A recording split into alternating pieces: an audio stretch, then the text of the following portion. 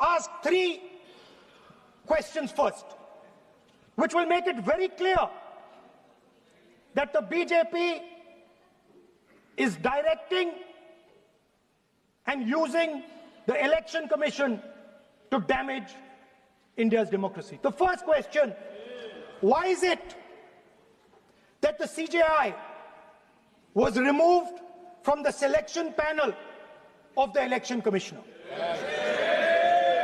What motivation could there be to remove the CJI? Do we not believe in the CJI? Of course we believe in the CJI. Why is he not in that room? I sit in that room. It is so-called a democratic decision. On one side, Prime Minister Narendra Modi and Mr. Amit Shah. On the other side, the leader of the opposition. I have no voice in that room. What they decide is what happens. So the first question, why is the Prime Minister and Amit Shah so keen on choosing exactly who the Election Commissioner is going to be? Second question, and even more devastating question. No Prime Minister has done this in the history of India. In December 2023, this government changed the law. They changed the law to make sure that no election commissioner could be punished for any action they take while they are election commissioner. Yes. Immunity. Why would the Prime Minister and Home Minister give this gift of immunity to the election commissioner? Why would they need to give this tremendous gift that no Prime Minister has given ever before to the election commissioner? Yes. Mr. Shah is looking into the ceiling. Maybe he will answer this question when he speaks. And finally, why was the law with regards to CCTVs and the data that they contain changed? Why was a law put in place that allows the Election Commission to destroy CCTV footage 45 days after the election? What is the need? The answer given is it is a question of data. It is not a question of data. It is a question of stealing the election. Yes. Now, what is the result of this institutional capture? What is the result of controlling the Chief Election Commissioner and the Election Commission? First of all, we have a set of election campaigns that are tailored for the Prime Minister. 3-month, 4-month, 5-month long campaigns are taking place so that the Prime Minister's schedule can be fitted in to the program. Second, we have a Brazilian woman who appears 22 times on the voter list of Haryana. Please. No. 22 times this lady appears. एक minute please एक minute.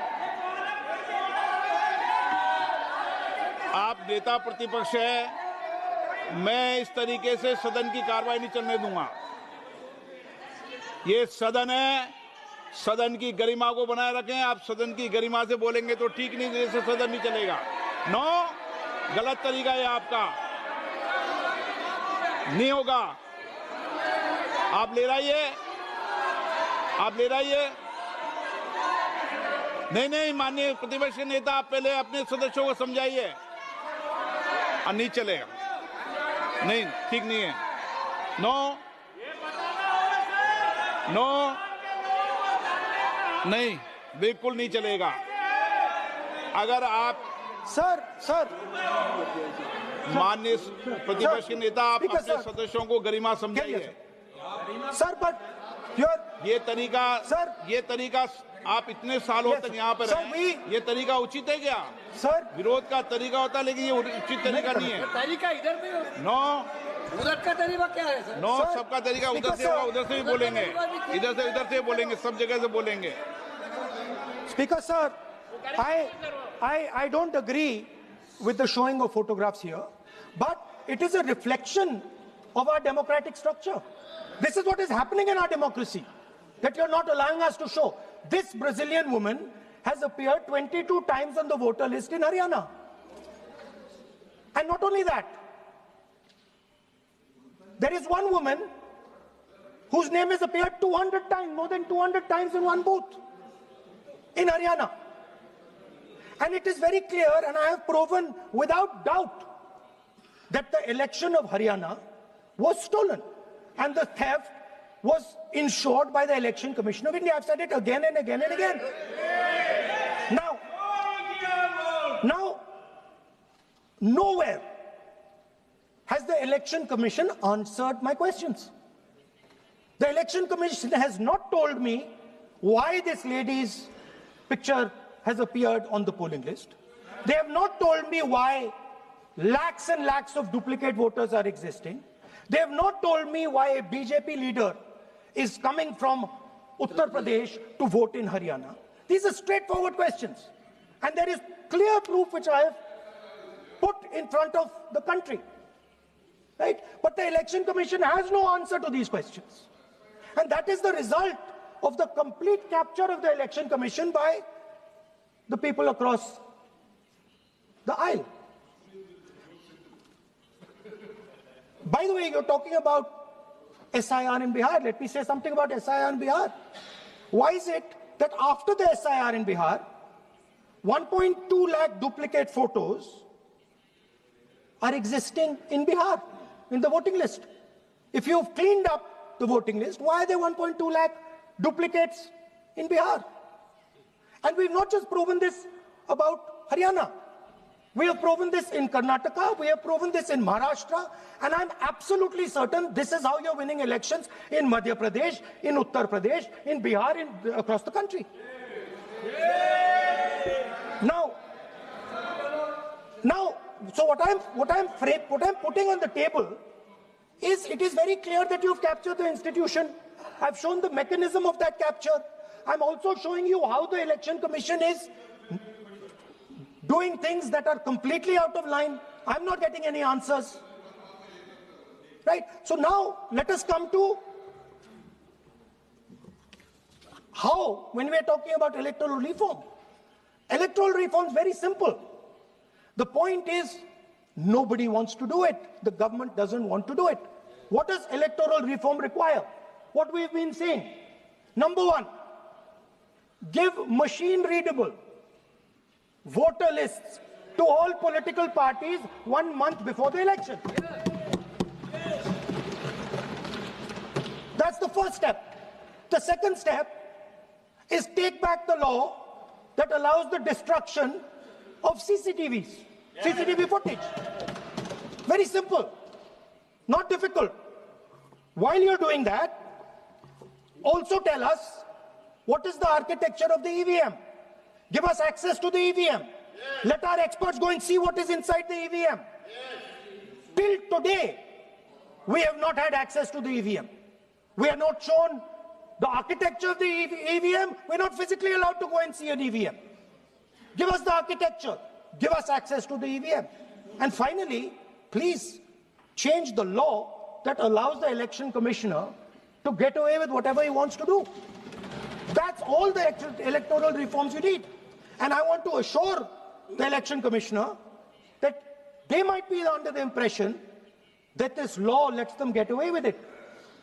Let me remind them, don't worry, we are going to change the law, and we are going to change it retroactively, and we are going to come and find you. Right? So this is the situation that the country is faced with. You know, everybody says to us, India is the biggest democracy. Actually, I was thinking today, we're not just the biggest democracy, we're the greatest democracy. And I'm not saying it just like that. I'm saying it, America calls itself the oldest democracy. But the democracy that weaves together the largest number of people, the largest diversity of people, The largest number of languages, the largest number of states is this. And so our most powerful asset, the thing that stitches together the entire concept of modern India, stitches together the fabric of modern India, brings people together, allows them to build this great nation, is being attacked by these people. They're destroying it. You know they're destroying it. I know they're destroying it, and they know they're destroying it. And I'd like to conclude by saying that the biggest anti-national act you can do is vote chori. There is no bigger anti-national act that you can do than vote chori. Because when you destroy the vote, you destroy the fabric of this country. You destroy modern India, you destroy the idea of India. So I'd like to conclude by saying vote chori is an anti-national act, and those across the aisle are doing an anti-national act.